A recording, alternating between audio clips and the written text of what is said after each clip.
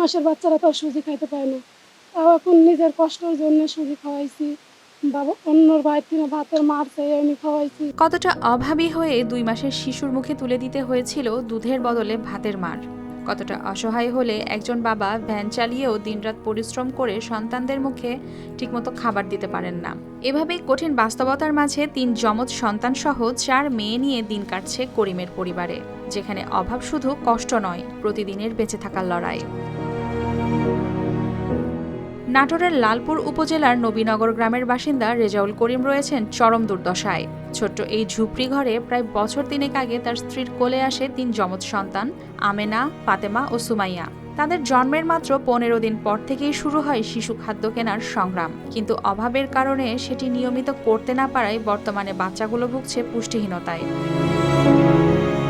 তার মতে ভ্যান চালিয়ে যা আয় হয় তা দিয়েই চালাতে হয় 8 সদস্যের সংসার, ফলে হিমশিম খেতে হচ্ছে তাকে। এছাড়াও তিনি আক্ষেপ করে বলেন, তাদের বাড়ি থেকে অল্প দূরত্বে স্থানীয় সংসদ সদস্যের বাড়ি হলেও এখনো পর্যন্ত কেউ নেয়নি খোঁজ। বর্তমানে তিনি সরকারের কাছে চেয়েছেন সহায়তা, যেন অন্তত সন্তানদের মুখে ঠিকমতো খাবার তুলে দিতে পারেন। 3টা যমজ মেয়ে, আমি রাত দিন 24 ঘন্টা খাইতে, ধরেন এই বাচ্চার দুধ সংগ্রহ করব না এতগুলো মানুষের, আমার সংসারে 8টা সদস্য।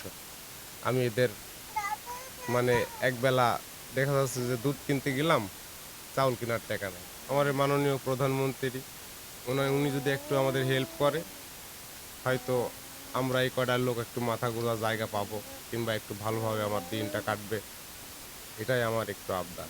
এছাড়াও কোনো উৎসবে জোটে না তাদের ভালো মন্দ খাবার, এমনকি নতুন কোনো পোশাক। আমার ছেলে ভ্যান চালা কোনো রকম দিনপথ খায় না খায় থাকে। পাড়ার প্রতিবেশী জিনিসপাতি দেয়, খাদ্য খানা দেয়, সবাই উপকার করে। এই যে বছরকার দিন আসে, আমার ছেলে পিলে একটু নতুন জিনিস পায় না, খাইতে পায় না, ভালো মন্দ পায় না। স্থানীয়দের মতে অভাবের সঙ্গে প্রতিদিন যুদ্ধ করছেন রেজাউল। 3 যমজ সন্তানকে নিয়ে পরিবারটি মানবেতর জীবনযাপন করছে।